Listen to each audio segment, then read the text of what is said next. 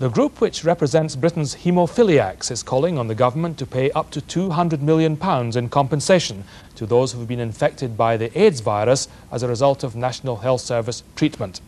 The initiative by the Haemophilia Society comes as 250 haemophiliacs take the first steps in a legal battle against the Department of Health. It's one of the biggest cases of its kind and will raise important questions about how the victims of medical disasters can get justice. But, as Sarah Spiller now reports, there is growing concern about the length of time these court cases take and growing anger that hundreds can't take part because they are not entitled to legal aid. Again and again. Seesaw, Marjorie Daw, Johnny shall have you master. We just feel that there's no future. It's hard to explain that our disaster is that we're just like in this little shell and we know there's no way of getting out of it. Careful. 5 years ago, Brian and Margaret Smith faced the future full of plans for their retirement. Plans to spend more time with their grandchild, even to travel.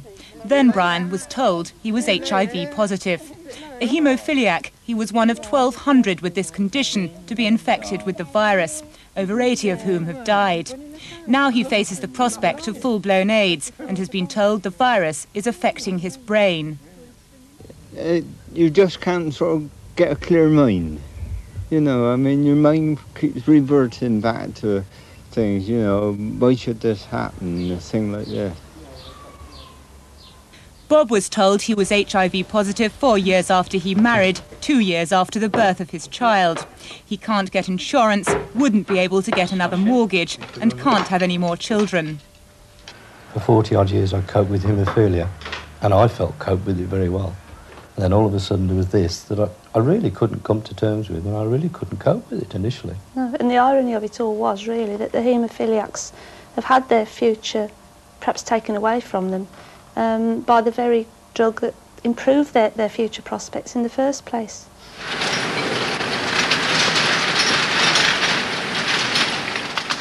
The blood clotting agent factor VIII meant haemophiliacs could keep their condition under control.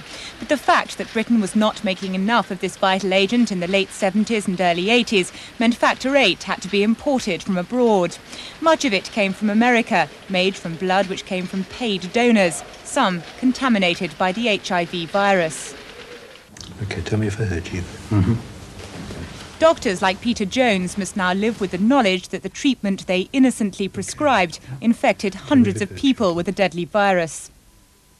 We called it the hidden disaster, and it really is a slow disaster. It was a very difficult time indeed, and of course one looks back on it with great sadness. What sort of personal feelings do you have about your patients about that period? Oh, terrible. I mean, these aren't patients, some of them, they're friends, and we're seeing whole families devastated. Dr. Jones is now backing patients' fight to win compensation from the government in a legal battle which could have far-reaching consequences. The case will not only raise important questions about how we compensate victims of medical disasters, it'll also deal with the question of responsibility for this tragedy and how the health service failed those who needed it most.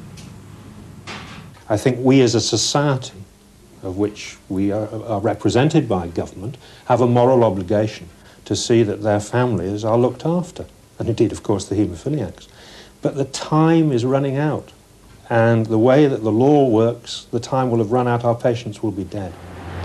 But even as 250 haemophiliacs take the first steps in their fight to win compensation, it looks as if double that number will be excluded from the action. Here at the Haemophilia Society, they estimate that 500 people will not be able to join the court battle. The reason? They're not entitled to legal aid and can't afford the huge costs of this kind of litigation. The significance of that tragedy is of major public importance, and it is wholly wrong that some people will not have an opportunity to find justice for themselves simply because they haven't got the money, and indeed the state, under another heading, is refusing, and because of its rulings, to pay for their fees.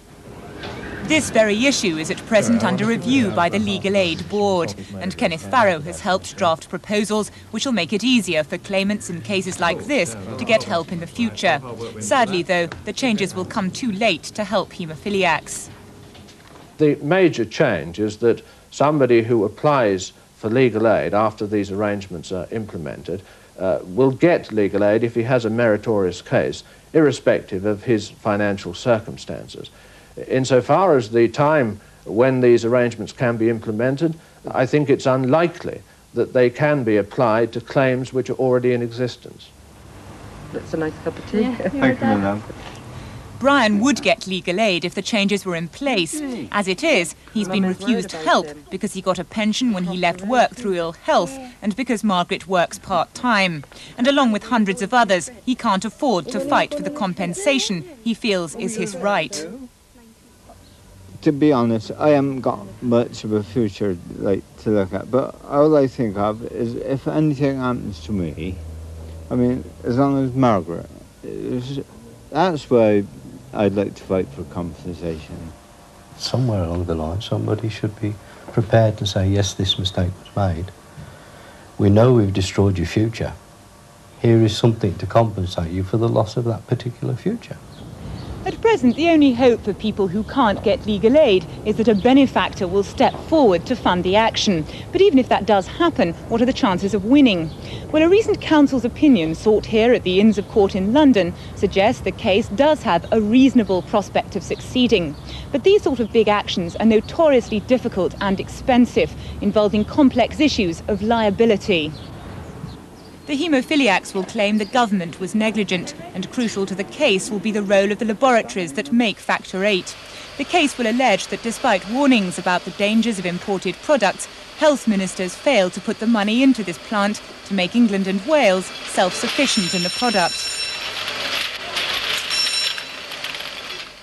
During the early 80s, though, Scotland was self-sufficient, and critics say this is why there are fewer cases of AIDS amongst Scottish haemophiliacs. In Scotland, during this awful period when clearly the virus was coming into this country, that in Scotland there was very little need to purchase the Factor 8 that came from paid donors, largely from the United States. But down at the English labs, the chief executive, Bernard Crowley, maintains that little was actually known about the virus at that time. And he says there was no connection between delay in modernising the laboratories and the haemophilia tragedy.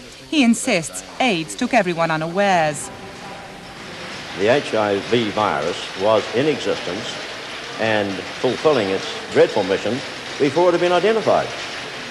That's the problem. There was this lag phase between this virus emerging and scientists discovering exactly what was the cause of agent. That's when the mayhem was done. Given such conflicting argument, it's feared the case could take years, and this has led to a call for an immediate out-of-court settlement. That call comes from the Haemophilia Society, who 2 years ago successfully lobbied government for a £10 million hardship fund.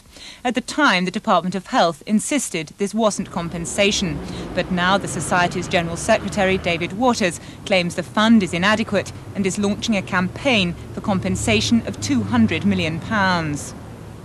The campaign will be geared towards persuading government to make a substantial out-of-court settlement now.